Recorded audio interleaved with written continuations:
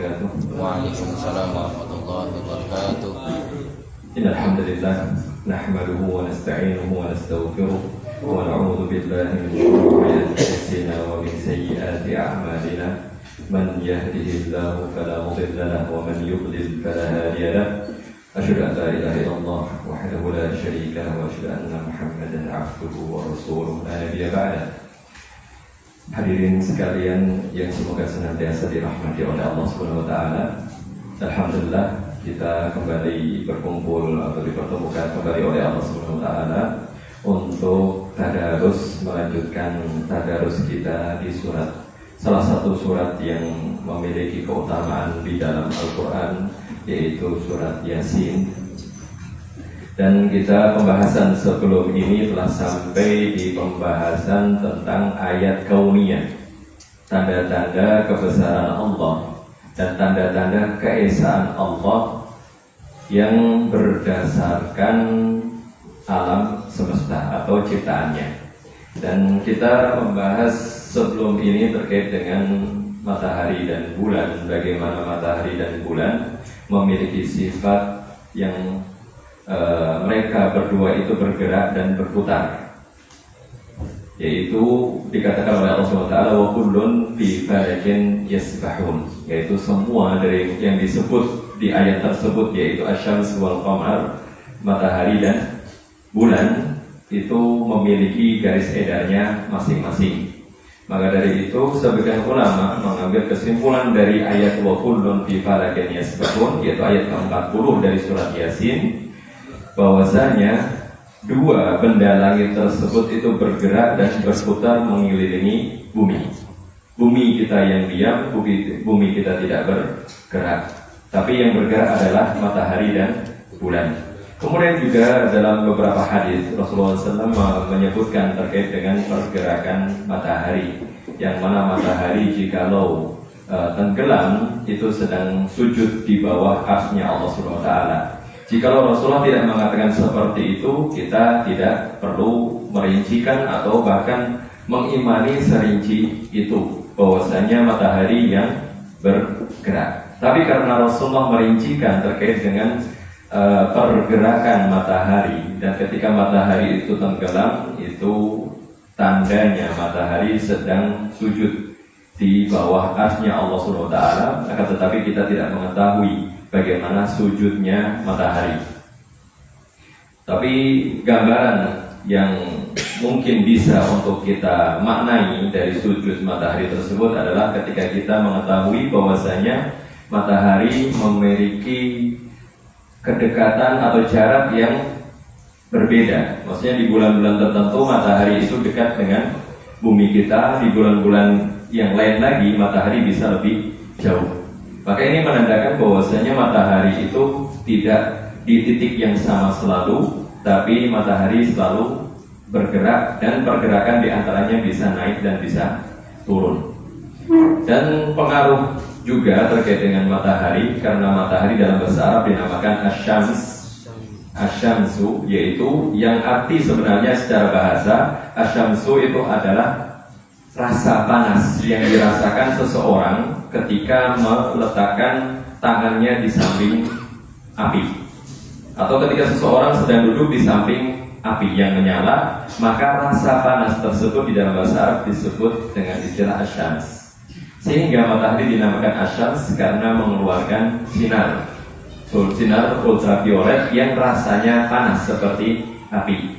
Ini menandakan bahwasanya matahari itu disifati di dalam Al-Quran dan juga di dalam hadis bahwasanya itu adalah benda langit atau salah satu benda langit yang bergerak. Maka keyakinan bahwasanya matahari itu diam dan yang bergerak adalah matahari, itu adalah keyakinan yang menyalahi wahyu ilahi, wahyu yang Allah SWT turunkan bagi Nabi kita Muhammad SAW. Maka jika kita mendapatkan informasi dari Sang Pencipta, itu wajib untuk kita imani ketimbang informasi yang berasal dari orang-orang, apalagi orang-orang non-muslim, yang mana mereka itu meneliti katanya, terus kemudian terakhir mengatakan ini adalah bukti atau fakta ilmiah bahwasanya mataharinya diam dan bumi yang mengelilingi matahari. maka hal tersebut tidak memiliki dasar sama sekali, karena di semua kitab samawi, semua kitab yang pernah Allah turunkan, walaupun itu sudah tidak asli lagi, sudah tercampur dengan perkataan manusia, itu semuanya, atau kitab suci sebelum Al-Quran juga sama menyatakan bumi kita diam dan matahari yang bergerak, termasuk bulan juga. Dan itu adalah maksud dari ayat yang ke-40. Maka perlunya untuk kita kembali meluruskan pengetahuan kita agar keimanan kita itu juga bertambah. Jadi tidak kita mendasari ilmu kita atas dasar katanya, apalagi cuma katanya dari orang-orang non-muslim. Dan perlu untuk kita senantiasa informasi yang sampai kepada diri kita untuk kita timbang dengan ayat-ayat Al-Quran yang Allah SWT turunkan. Dan ayat Al-Quran itu adalah hudan lil muttaqin, petunjuk bagi orang-orang yang bertakwa. Jikalau orang yang tidak bertakwa, orang tersebut tidak akan menjadikan Al-Quran sebagai rujukan utama dalam mengetahui. Di antaranya adalah ilmu pengetahuan alam dan ilmu pengetahuan seluruhnya secara umum. Kemudian di ayat ke-41, ayat berikutnya, Allah SWT masih juga menyebutkan tentang kuasanya. Walaupun di beberapa ayat berikutnya itu seakan-akan suatu hal yang sepele dan banyak orang menyepelekan, tapi Allah SWT menegaskan bahwasanya tanda-tanda berikut ini termasuk tanda-tanda besar, yaitu pada ayat ke-41 dari surat Yasin, wa ayatul lahum anna hamalna dzurriyyatahum fil fulkil mashhun. Cakupan ayat tersebut, jika kita hubungkan dengan ayat-ayat yang lain dan riwayat-riwayat yang lain, ini sangat luas dan bisa sangat detail, yaitu ketika Allah mengatakan wa ayatun lahum, dan tanda. Ayat itu adalah tanda, dan tanda bagi mereka, yaitu para manusia. Dan di sini yang dimaksud adalah manusia-manusia yang ingkar terhadap wahyu Allah SWT, yaitu Allah menegaskan anna hamalna dzurriyyatahum, kami telah membawa, hamalna membawa, dzurriyyatahum yaitu keturunan mereka. Tapi para ulama di sini berbeda pendapat terkait dengan penggunaan atau istilahnya maksud dari kata dzurriyyatahum di dalam ayat ke-41, yaitu jikalau kita artikan sebagai apa adanya, dzurriyyatahum artinya adalah keturunan mereka. Jadi keturunan orang-orang itu dibawa oleh Allah, diselamatkan oleh Allah fil fulkil mashhun, yaitu di dalam kapal yang penuh. Full itu kapal, walaupun cakupannya sedikit berbeda dengan kapal bahasa Arab yang lainnya, insya Allah nanti kita singgung. Al-mashhun adalah yang memuat kargo atau memuat penumpang-penumpang, itu disebut dengan mashhun, atau yang disebut juga mudahnya kita sebut kapal yang penuh dengan penumpang. Dan ayat ke-41 ini Allah SWT menyindir tentang kejadian di mana Allah SWT pernah sekali bumi hanguskan, bukan membumi hanguskan, tapi membinasakan manusia di atas bumi ini. Ketika Allah SWT membersihkan bumi ini dari orang-orang yang berbuat syirik, dan pertama kali terjadi itu pada zamannya Nabi Nuh. Pertama kali terjadi pada zamannya Nabi Nuh, yaitu kata Rasulullah SAW, setiap Nabi memiliki satu doa mustajab, atau yang bisa disebut dengan istilah ini adalah kunci terakhir bagi seorang Nabi. Mereka mengharapkan apa atau ingin meminta apa dari Allah, maka Allah akan segera mengabulkannya. Dan semua para Nabi dan Rasul memakai doa yang benar-benar mustajab ini, karena memang ada satu doa mustajab jatah bagi setiap para Nabi dan Rasul. Dan Nabi Nuh termasuk yang menggunakannya, yaitu ketika Nabi Nuh mengatakan la tadar 'alal ardi minal kafirina dayyara, yaitu ketika memohon kepada Allah SWT, la tadar, janganlah engkau wahai Allah sisakan di atas muka bumi ini orang-orang kafir, mereka semaunya hidup, jangan engkau sisakan satupun, kata Nabi Nuh. Itulah yang kemudian menjadikan Allah SWT mengabulkan doa Nabi Nuh, dan Nabi Nuh tidak pernah meminta jenis adabnya adalah banjir besar. Tapi Allah sendirilah yang memutuskan jenis adabnya adalah banjir besar, karena intinya adalah membinasakan seluruh manusia yang tidak beriman.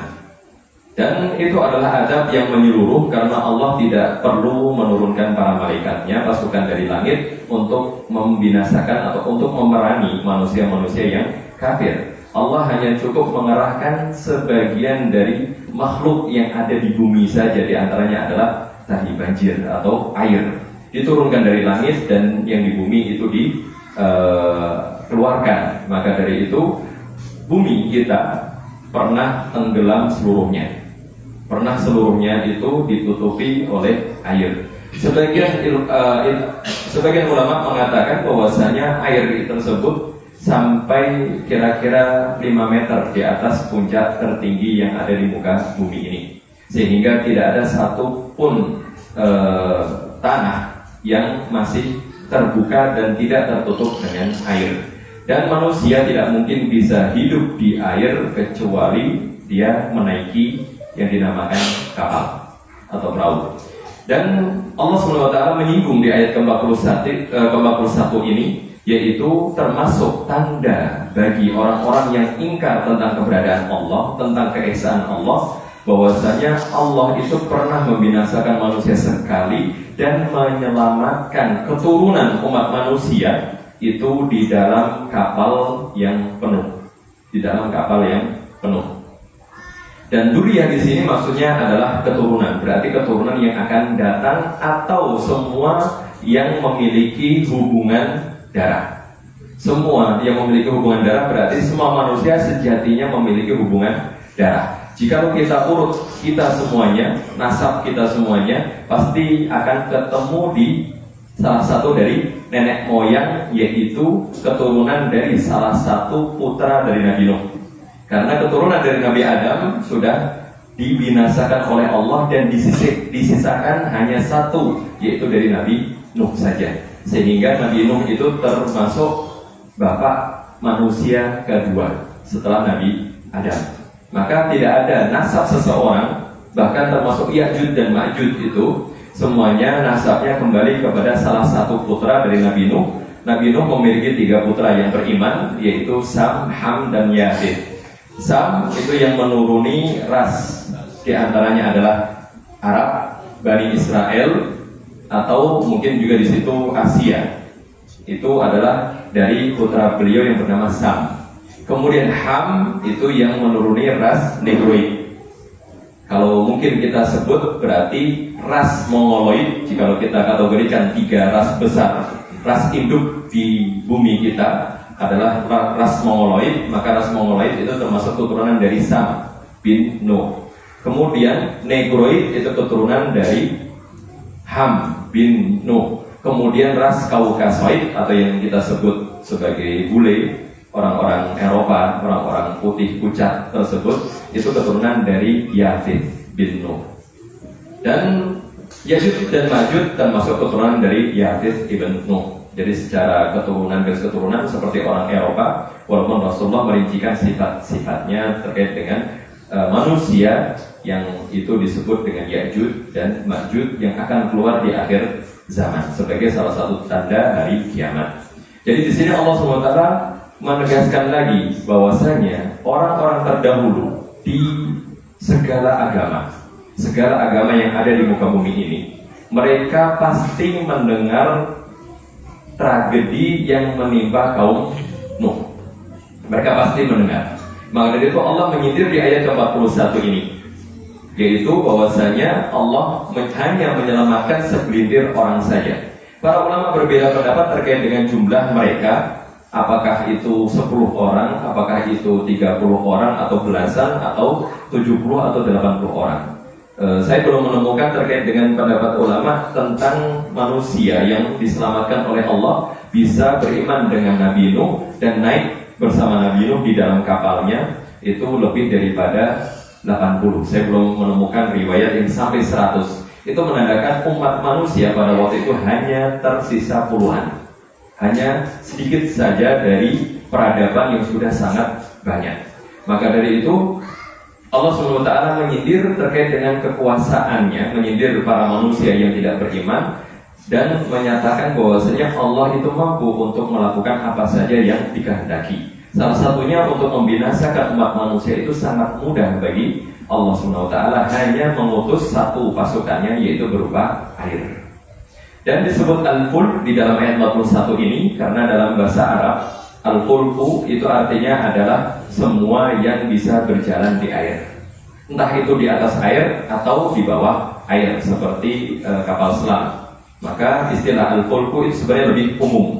Walaupun di beberapa ayat di dalam Al-Quran ketika menyinggung ataupun menceritakan tentang kapalnya Nabi Nuh, itu juga disebut Safinah. Safinah itu istilah lain yang artinya juga kapal, tapi Safinah itu adalah kapal yang berjalan di atas air saja. Sedangkan Al-Fulku lebih umum. Kemudian yang menarik di sini adalah mashhun. Mashhun itu penuh dengan penumpang kargo yang dibutuhkan. Maka dari itu kapal Nabi Nuh adalah kapal tercanggih yang pernah diciptakan umat manusia. Dan sampai akhir zaman, akhir kiamat, itu tidak mungkin ada manusia yang bisa menciptakan kapal secanggih kapalnya Nabi Nuh. Maka dari itu, jikalau kita mungkin pernah melihat film tentang kisah Nabi Nuh, banyak yang menggambarkan kapal Nabi Nuh adalah seperti kapal kuno yang hanya terbuat dari kayu, kemudian ya sederhana. Tapi hal tersebut tidak mungkin seperti itu. Kenapa? Karena ada gambaran di dalam Al-Quran ketika Allah mensifati kapalnya Nabi Nuh itu adalah kapal yang sangat canggih. Kenapa? Karena tercipta langsung, petunjuknya diberikan oleh Allah. Yaitu ketika Allah mengatakan kepada Nabi Nuh, Isna'il fulka bi'ayunina wa wahyina, buatlah kapal itu dengan pengawasan dari kami. Kami benar-benar mengawasi, kata Allah SWT. Kemudian wahyina, dan wahyu dari kami. Berarti setiap teknologi yang ada di dalam kapal Nabi Nuh itu semuanya adalah wahyu dari Allah SWT. Tidak mungkin Allah memberikan sebuah teknologi yang biasa. Dan bukti lainnya adalah ketika Nabi Nuh itu diperintahkan untuk membawa seluruh hewan darat, dan setiap jenisnya itu berpasangan, betina dan jantan. Itu juga membuktikan bahwasanya Nabi Nuh itu tahu segala jenis hewan yang ada di muka bumi ini.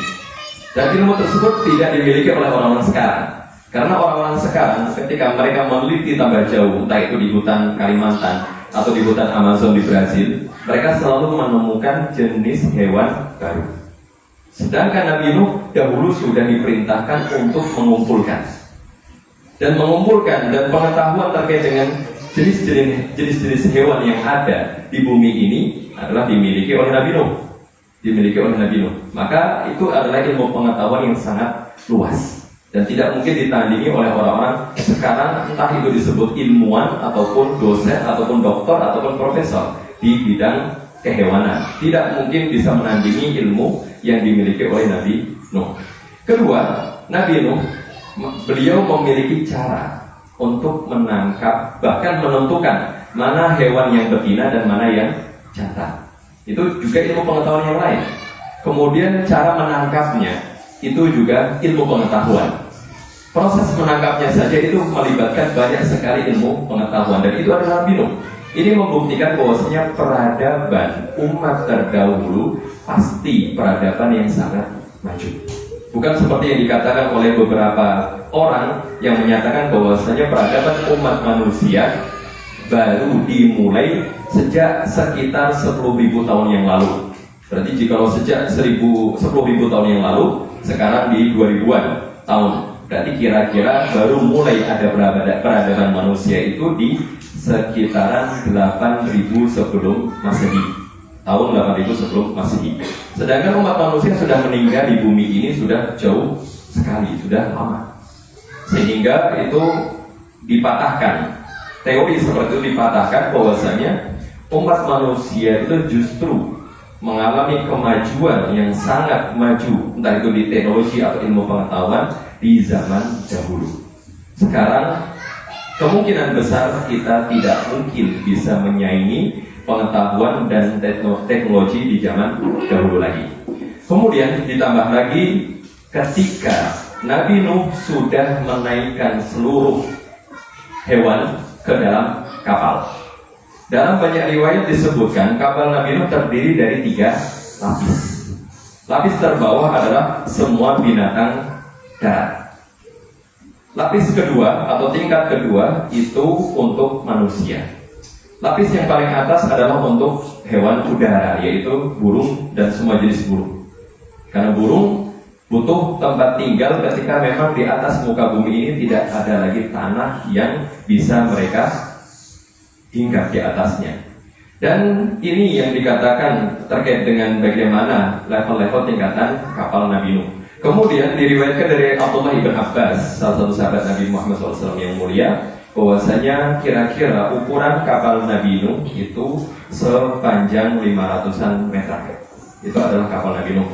Sedangkan kapal induk terbesar yang mampu dibuat oleh pemerintah Amerika itu adalah kapal induk terbesar di dunia, hanya sekitar 300-an meter saja.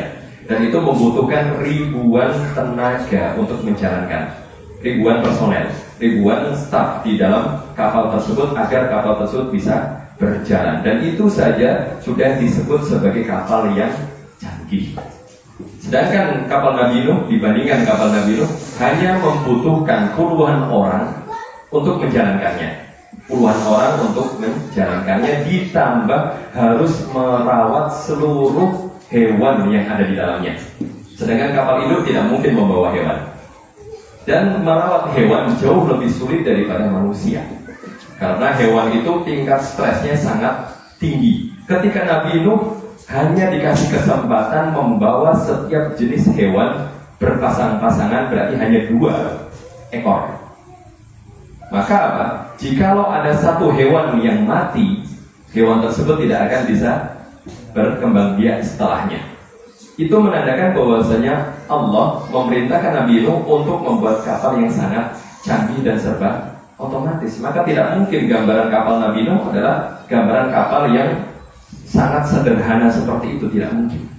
Dan disebut Al-Fulk karena terkadang disebut Al-Fulk juga menandakan bahwasanya bentuk kapal Nabi Nuh adalah kapal yang tertutup dari sisi atas. Karena Al-Fulk tadi yang kita sebutkan, semua kapal yang bisa berjalan di atas air dan juga bisa berjalan di bawah air. Jika mau berjalan di bawah air, pasti tertutup bagian atasnya. Sehingga ketika kapal tersebut berjalan di atas banjir yang besar itu, dan Allah masih menurunkan air dari langit, tidak akan kemasukan air dari sisi atasnya. Nah inilah kosakata yang tepat yang Allah gunakan, salah satunya di dalam ayat ke-41 ini dengan menggunakan istilah Al-Fulk. Ini adalah gambaran bagaimana kekuasaan Allah SWT yang Allah lakukan di atas muka bumi ini dan semua orang sudah tahu. Di ayat berikutnya, di ayat ke-42, Allah melanjutkan lagi termasuk tanda kekuasaannya, wa khalaqna lahum min mithlihi ma yarkabun. Ayat ke-42 ini menyinggung sebenarnya teknologi lain selain daripada yang berjalan di atas air. Karena Allah mengatakan wa khalaqna lahum, dan kami juga ciptakan untuk mereka, untuk manusia-manusia itu, min mithlihi, dari sejenis itu, maksudnya sejenis kapal yang bisa dinaiki.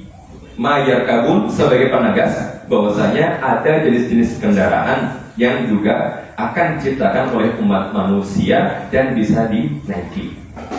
Yaitu ayat ke-42 ini menyinggung terkait dengan keberadaan pesawat di antaranya. Walaupun tidak hanya pesawat, tapi menyinggung salah satunya adalah kendaraan yang bisa dinaiki seperti kapal. Berarti ini adalah kendaraan yang memuat atau istilahnya yang disebut dengan transportasi massal, yang di dalamnya itu banyak penumpang. Maka dari itu sebenarnya terkait dengan pesawat terbang bukan hanya di zaman sekarang. Pesawat terbang itu di zaman-zaman terdahulu, salah satunya di zamannya Nabi Sulaiman sudah ada terkait dengan penggunaan pesawat terbang. Bahkan beberapa riwayat dikatakan pada zaman Nabi Sulaiman, pesawat pada zaman itu bisa memuat 300.000 manusia dan 300.000 jin.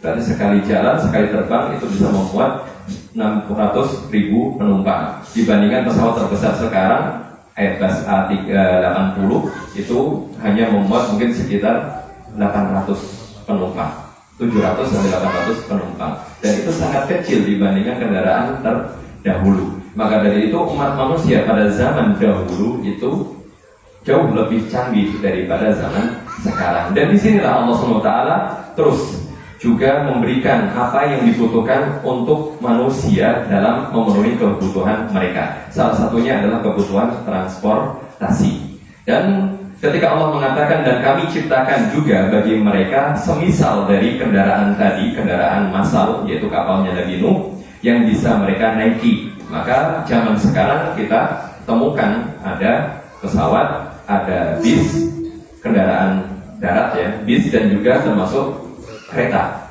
Itu semuanya adalah hal-hal yang Allah ciptakan. Maka dari itu haram hukumnya bagi seseorang menyatakan saya bisa menciptakan mobil, saya adalah pencipta satu-satunya atau yang menemukan kereta, saya adalah yang memiliki hak paten, dan saya orang pertama yang menciptakan dan mencetuskan ide pesawat terbang. Hal tersebut tidak boleh dikatakan. Kenapa? Karena itu termasuk syirik.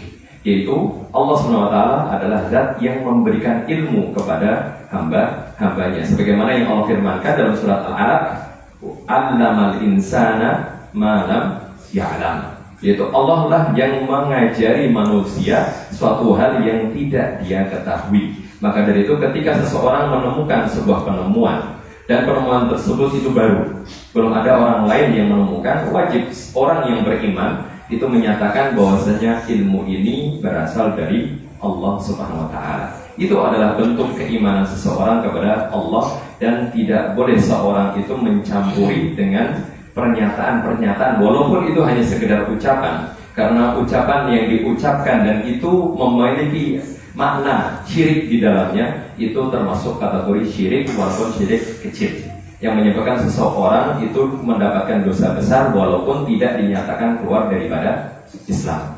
Tapi itu termasuk dosa yang tidak akan diampuni oleh Allah kecuali dengan taubat. Kemudian di ayat ke-43 Allah terus juga menggambarkan tentang kuasanya, wa innasya nughriqhum fala sarikha lahum wa lahum yunqadun. Ini juga terkait dengan kekuasaan Allah Subhanahu wa Ta'ala. Ini juga sindiran bagi orang-orang yang tidak beriman, yaitu ketika Allah mengatakan wa innasya, jikalau kami berkehendak, kata Allah SWT, nughriqhum, kami akan tenggelamkan mereka semua lagi, kami akan tenggelamkan mereka. Fala sarikha lahum, maka tidak ada lagi sarikh, orang yang bisa menolong mereka. Walahum yunqadun, dan juga mereka tidak akan diselamatkan dari tenggelam. Yunqadun itu kalau artinya adalah mengangkat dari bawah ke atas, mengangkat dari bawah ke atas. Seperti orang tenggelam itu diangkat, kalau ingin diselamatkan pasti diangkat dari dalam air agar bisa keluar ke atas air. Itu disebut yunqadun. Maka ayat ini juga sindiran bagi semua manusia yang sombong, bahwasanya semua kecelakaan itu hanya terjadi karena sebab kelalaian manusia atau kesalahan teknis. Ini adalah perkataan yang sejatinya adalah perkataan sombong. Karena ilmu pengetahuan sekarang, entah itu ilmu pengetahuan apa saja yang membahas tentang sebab-sebab tragedi kejadian, itu hanya membahas tentang indikasi, bukan membahas tentang penyebab utama. Nah, ini permasalahan ilmu pengetahuan sekarang. Serinci apapun, atau ketika sebagian orang mengutarakan ilmu pengetahuan dengan rincinya, dengan istilah-istilah yang ilmiah, sehingga dianggap sebagai orang yang pintar, tapi semuanya hanya menceritakan tentang indikasi, hanya tanda-tanda saja, bukan penyebab utama. Maka terkait dengan penyebab utama yang terjadi tragedi, yang menjadikan tragedi tersebut terjadi, musibah itu terjadi di sekitaran kita, kecelakaan lalu lintas, atau pesawat jatuh, atau kapal tenggelam. Salah satunya adalah kapal Titanic yang kita tahu ceritanya, yaitu kapal yang dikatakan oleh pembuatnya bahwasanya kapal tersebut tidak akan tenggelam. Dia mendesain dengan sangat kuatnya dan sangat canggihnya, tidak akan tenggelam. Tapi apa yang terjadi di pelayaran pertama dari kapal Titanic tersebut, dan hanya menabrak sebongkahan es, batu es, bukan batu granit atau batu yang lebih kuat daripada itu, yaitu hanya batu es, bukan batu karang juga, yang mengakibatkan kapal tersebut tenggelam. Maka orang yang beriman selalu akan mengatakan bahwasanya pelaku utama semuanya adalah Allah SWT. Ini adalah kehendak Allah. Sehingga ketika seseorang menyadari semua musibah berasal dari Allah SWT, maka dia akan sadar juga kembalinya kepada siapa. Dan jikalau tahu kembalinya kepada siapa, juga menggantungkan diri itu kepada siapa, orang tersebut pasti akan memahami. Maka dari itu termasuk orang-orang yang sombong adalah ketika orang tersebut tidak mau menggantungkan diri kepada Allah, tidak mau meminta, tidak mau berdoa, tidak mau memohon tentang kebaikan yang dia inginkan kepada Allah. Maka sebagian orang selalu mengeluh ketika ada kecelakaan di jalan raya.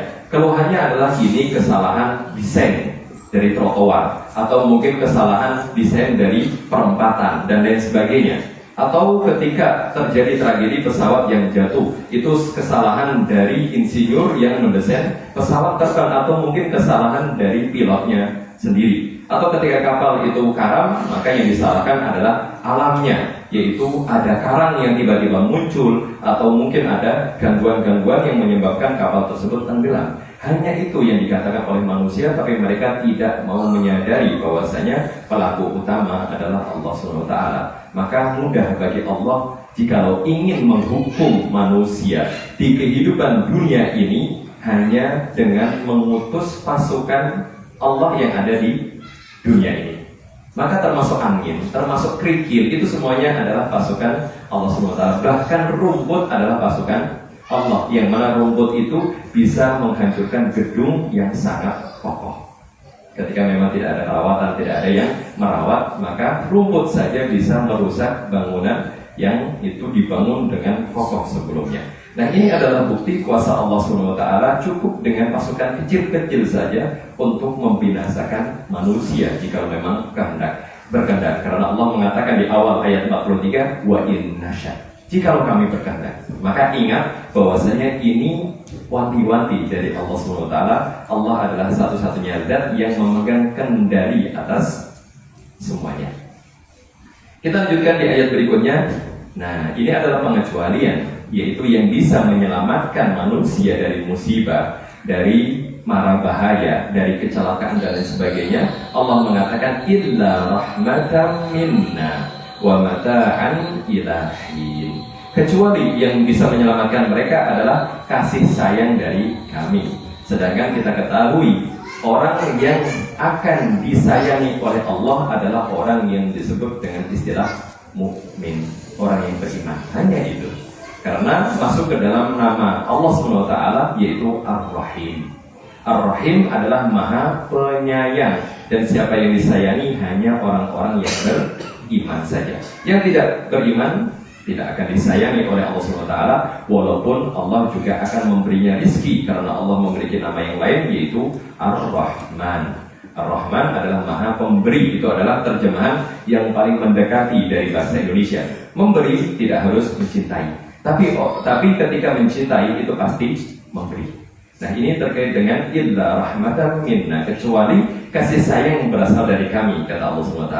Wa mata'an ilahin, dan kenikmatan yang kami berikan. Tapi ingat, kenikmatan di dunia itu ilahin, ada batasnya, ada masa kadaluarsanya, hanya berlaku di waktu tertentu saja. Ini adalah kenikmatan yang ada di dunia ini. Maka seseorang yang diberikan kenikmatan di dunia ini dilarang untuk sombong, dilarang untuk berbangga, dilarang untuk merasa bahwasanya kenikmatan dia tidak akan habis walaupun dimakan 7 turunan. Tidak bisa seperti itu. Karena sangat mudah bagi Allah SWT untuk membinasakan ketika seseorang memiliki kekayaan seperti Qarun, ketika seseorang memiliki kekuasaan seperti Namrud atau Fir'aun, dibinasakan hanya dengan sekejap mata oleh Allah SWT. Baik, itu terkait dengan ayat-ayat yang membahas di satu tema yang sama, yaitu sekali lagi kandungan besar di surat Yasin ada 3, yaitu utamanya adalah menandakan atau tanda-tanda di dalamnya mencakup tanda-tanda keesaan Allah SWT. Allah berkuasa dan satu-satunya yang berkuasa itu adalah tauhid yang terkandung di dalam surat Yasin dan di seluruh ayat dan surat yang masuk dalam kategori Makkiyah yang turunnya sebelum hijrah. Kemudian kandungan kedua yang besar adalah kekuasaan Allah nanti di hari pembangkitan. Maka ayat-ayat yang nanti juga akan kita sampai kepadanya itu juga menggambarkan tentang bagaimana kuasa Allah di akhirat kelak. Kemudian yang ketiga adalah cerita-cerita, karena di sini disinggung juga cerita Nabi Nuh, walaupun dalam satu ayat, walaupun dengan 2 kata al-fulk al-mashhun, tapi itu mencakup pengetahuan umat manusia terdahulu juga tentang tragedi yang pernah menimpa umat manusia dan membinasakan hampir seluruh umat manusia di bumi ini. Baik, waktunya sudah isya ya. Sudah isya, mungkin kita buka kesempatan untuk tanya jawab karena ayat berikutnya ini pembahasan yang cakupannya tersendiri daripada ayat-ayat yang tadi kita sampaikan. Baik, sebelum kita akhiri, jika ada yang ditanyakan, saya persilakan. Terkait kisahnya Nabi Nuh di Basra itu, Anda pernah dengar kisah Israiliyat tentang penciptaan babi itu? Nah, apakah ini ada secara detail dari hadis atau dari apa pernyataan ulama yang selain Israiliyat tentang babi itu? Oke, baik, terkait dengan penciptaan babi, wallahu ta'ala a'lam, karena terkait dengan hadis saya sendiri belum menemukan. Kalau di ayat Al-Quran tidak dijelaskan tentang bagaimana terciptanya babi. Kemudian terkait dengan hadis, itu juga saya belum, mungkin karena pendeknya pengetahuan saya terkait dengan hadis-hadis, saya belum menemukan. Tapi memang selama ini saya juga belum menemukan hadisnya. Jikalau memang ada, ya hanya di Israiliyat seperti itu. Dan sebagian sahabat diantaranya Abdullah ibn Abbas memang juga meriwayatkan dari Israiliyat. Karena Rasulullah SAW itu tidak melarang secara mutlak riwayat dari Israiliyat. Yang dilarang adalah yang menyalahi akidah dari akidah Islam itu sendiri. Hanya itu yang dilarang. Tapi selain daripada itu, seperti rincian kejadian, nama oknum, atau waktu kejadian, atau beberapa proses yang terjadi, itu termasuk hal-hal yang tidak melanggar syariat Islam, maka boleh diriwayatkan. Allah Ta'ala terkait dengan hadis-hadis itu saya belum menemukan tentang penciptaan babi. Tapi babi diciptakan jelas ada manfaatnya. Manfaatnya pertama adalah untuk ujian bagi umat manusia, untuk orang yang beriman, itu pertama. Walaupun ada beberapa di antara yang dikatakan oleh sebagian ulama, yaitu selain daging babi itu suci. Termasuk di antaranya adalah bulu babi. Sebagian ulama menyatakan itu suci karena yang diharamkan oleh Allah di dalam ayat Al-Quran selalu disebut lahmal khinzir, yaitu daging. Berarti semua kategori daging yang itu haram. Selain daripada itu, bahkan kulitnya, sebagian ulama menyatakan selama kulit babi tersebut dipisahkan dari lemak dan dagingnya, maka bisa menjadi suci karena keumuman sabda Rasulullah, ayyuma ihabin dubek faqad tahur. Semua kulit yang dipisahkan dari lemak, entah itu lemak putih ataupun daging yang merah, maka telah suci, kata Rasulullah SAW. Itu adalah pendapat sebagian ulama.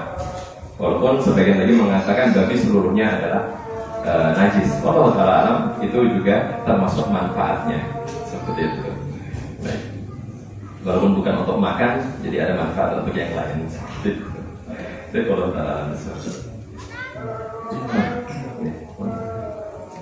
Karena tertarik tadi dijelaskan Arabnya mengklaim suatu penemuan yang mengatakan bahwa itu adalah penemuan saya kan.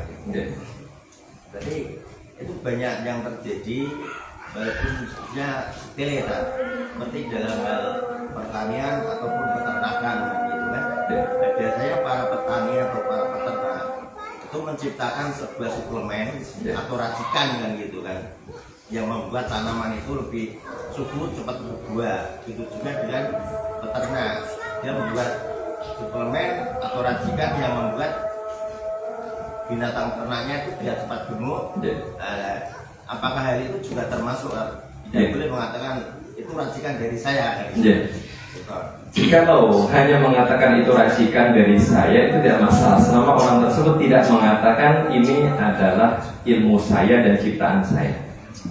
Ketika orang tersebut mengklaim bahwasanya dia yang berhasil menyuburkan tanaman, atau dia yang berhasil berdasarkan ilmu yang dia miliki, dan dia menafikan, meniadakan bahwasanya Allah lah yang mengajari dia, maka itu termasuk syirik kecil.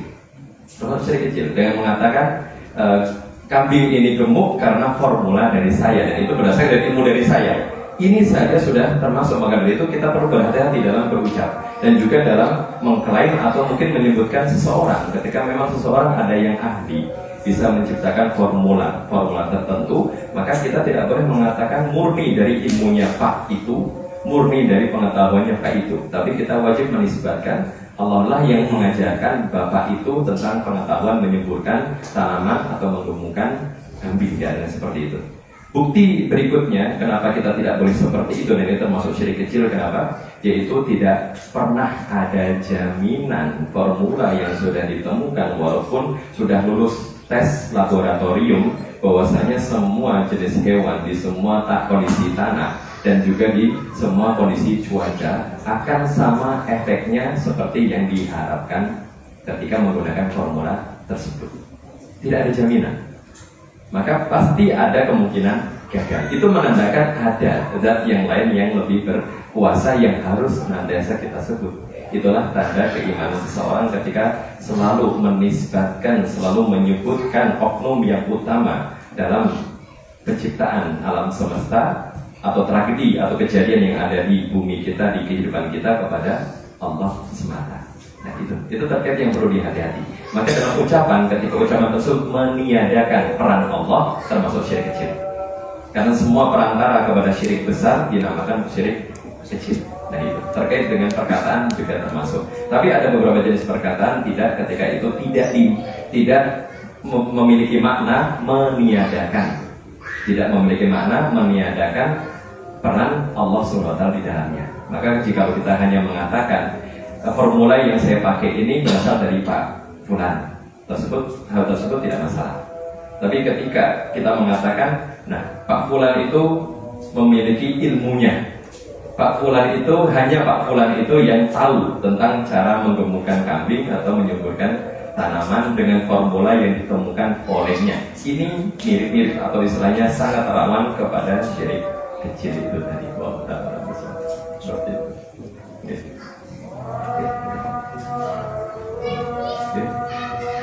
Sudah cukup? Ada lagi? Sampun kita akhiri dengan doa kafaratul majelis. Subhanallahumma wa bihamdika asyhadu an la ilaha illa anta astaghfiruka wa atubu ilaik. Wassalamualaikum warahmatullahi wabarakatuh.